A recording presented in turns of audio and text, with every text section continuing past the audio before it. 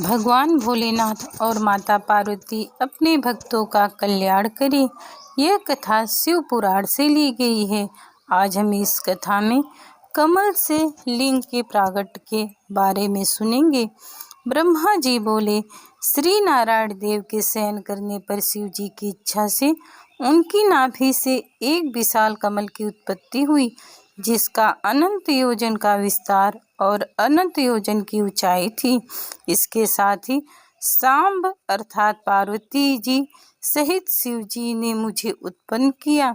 इस प्रकार मैं हिरण्य गर्भ उस कमल से प्रकट हुआ। मैंने उस कमल के अतिरिक्त और कुछ भी नहीं देखा। कुछ ही क्षण पश्चात मुझे बुद्धि प्राप्त हुई और कमल के नीचे मैं अपने कर्ता को ढूंढने लगा।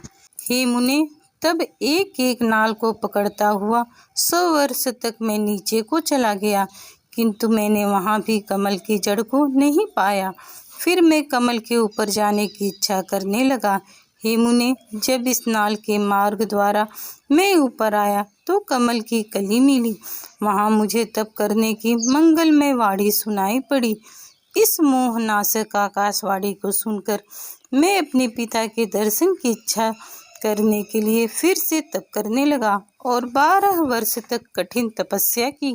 इसके पश्चात 4 भुजाधारी सुंदर नेत्र वाले श्री भगवान विष्णु प्रकट हुए।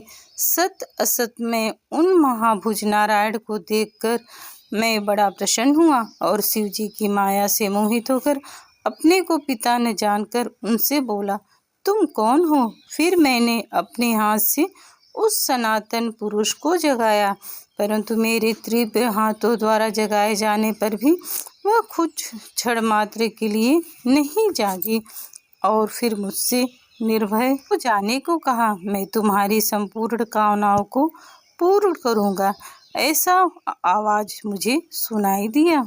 हे देवर्षि, तब उन मुस्कुराते हुए विष्णु जी से ऐसे वचन सुनकर रजोगुण के विरोध मानकर मैंने उस जनार्दन से कहा कि हे निष्पाप, क्या तुम नहीं जानते कि मैं सबके संहार का कारण हूँ?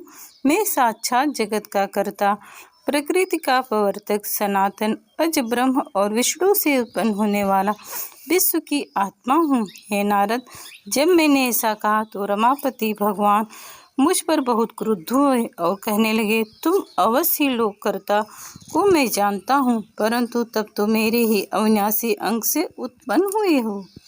मैं ही अद्वितीय पर ब्रह्म पितामह और परम तत्व हूँ। यह सब कुछ मुझ में चराचर जगत स्थित है।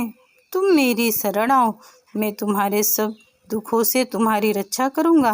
ब्रह्मा जी कहते हैं, जब भगवान विष्णु ने ऐसा कहा तब मैं क्रुद्ध होकर ललकार कर उनसे बोला कि तुम कौन हो? बहुत बकवाद न करो। तुम पर ब्रह्म ईश्वर नहीं हो, तुम्हारा भी कर्ता कोई होगा। शंकर जी की माया ने मुझे मोहित कर दिया। मैंने हरि से रोमांचकारी युद्ध आरंभ कर दिया। तब मेरे और उनके बीच से लिंग प्रकट हुआ। हम दोनों ने उस देव को नमस्कार कर अपना युद्ध बंद किया और प्रार्थना की। इस प्रकार वे हम दोनों के मन में स्थित हुए और शिव जी को प्रणाम करते हुए हमारा 100 वर्ष का समय व्यतीत हो गया। इस प्रकार शिव पुराण के रुद्र संहिता का 7वां अध्याय संपूर्ण हुआ। जय भोलेनाथ, जय मां पार्वती।